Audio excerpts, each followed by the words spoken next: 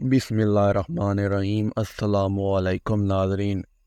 جب حضور نبی کریم علیہ الصلوۃ والسلام کی آمد مبارک کی اطلاع مدینہ منورہ کے رہنے والوں کو ملی تو وہ ہر روز خوشی مسرت سے انتظار کرنے لگے، کیونکہ ان کو یہ پتہ چل چکا تھا کہ آپ صلی اللہ علیہ وسلم مکہ مکرمہ سے مدینہ منورہ روانہ ہو گئے ہیں۔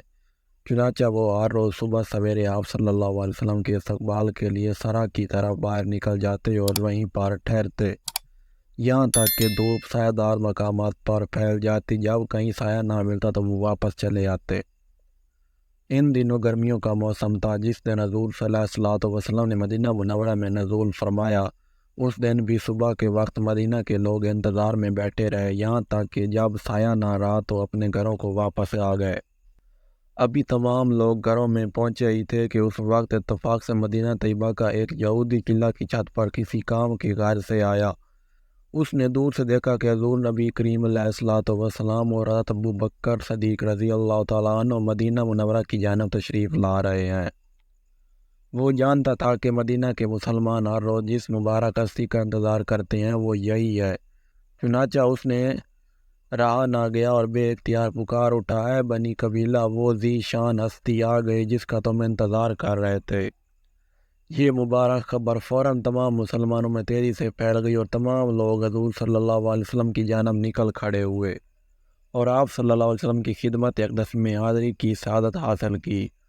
اس وقت حضور علیہ الصلوۃ والسلام کھجور کے درخت کی سایہ میں ٹھہرے ہوئے تھے اور ساتھ ابو بکر صدیق رضی اللہ تعالیٰ عنہ تھے۔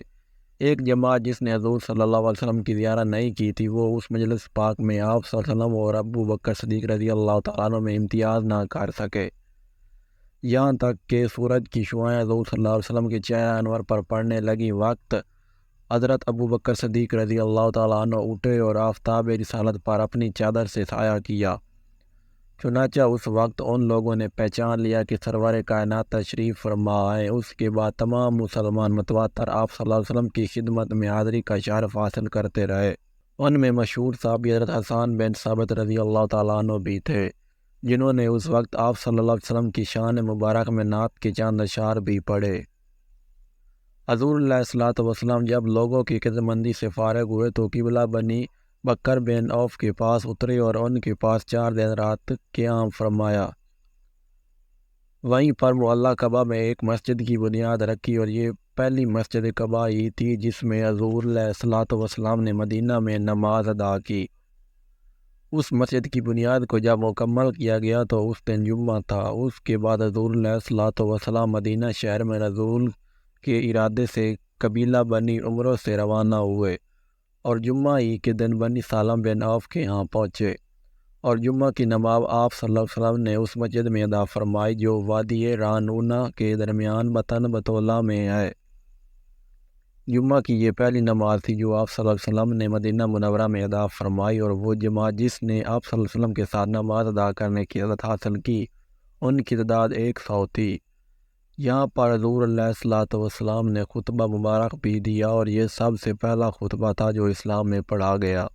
اس کے بعد نبی سالم بن عوف کے چند لوگوں نے آپ صلی اللہ علیہ وسلم کی خدمت میں حاضری دی اور عرض کی، اے اللہ کے رسول صلی اللہ علیہ وسلم، آپ ہمارے پاس تشریف فرماؤ، ہم تعداد و ساز و سامان اور عزت میں زیادہ ہیں۔ آپ صلی اللہ علیہ وسلم نے اونٹنی کی طرف اشارہ کر کے فرمایا، اس کا راستہ چھوڑ دو کیونکہ وہ معمور ہے، جہاں اسے حکم ہوا اسی جگہ پر ٹھہرے گی۔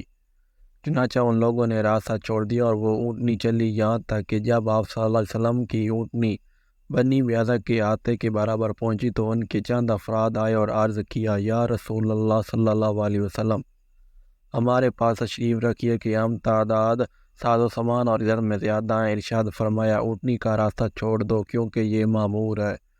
ان لوگوں نے بھی راستہ چھوڑ دیا اور اونٹنی آگے کی جانب بڑھ گئی۔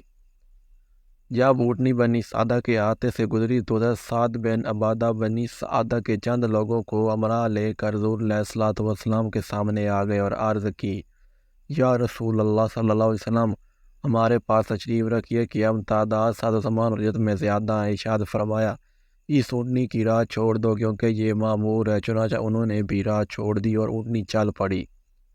جب اونٹنی بنی عدی بن نجار کے آتے سے گزری جو کہ آپ صلی اللہ علیہ وسلم کے قریبی رشتہ دار تھے تو اس قبیلے والوں نے راستہ روک لیا اور عرض کیا یا رسول اللہ صلی اللہ علیہ وسلم اپنے ننیال میں تشریف لائیے، چونکہ عبد المطلب کی والدہ سلمہ بنت عمرو اس قبیلے سے تھی، اس لیے یہ رشتے میں آپ صلی اللہ علیہ وسلم کے ماموں تھے۔ امتداد صلی عزت میں زیادہ ہے، ارشاد فرمایا اس اونٹنی کی راہ چھوڑ دو، یہ معمور ہے۔ اللہ اکبر۔ اگر آج کی ویڈیو پسند آئی تو ویڈیو کو لائک کریں، چینل کو سبسکرائب کر دیں۔ ملتے ہیں نیکسٹ ویڈیو میں، تب تک کے لیے اللہ حافظ۔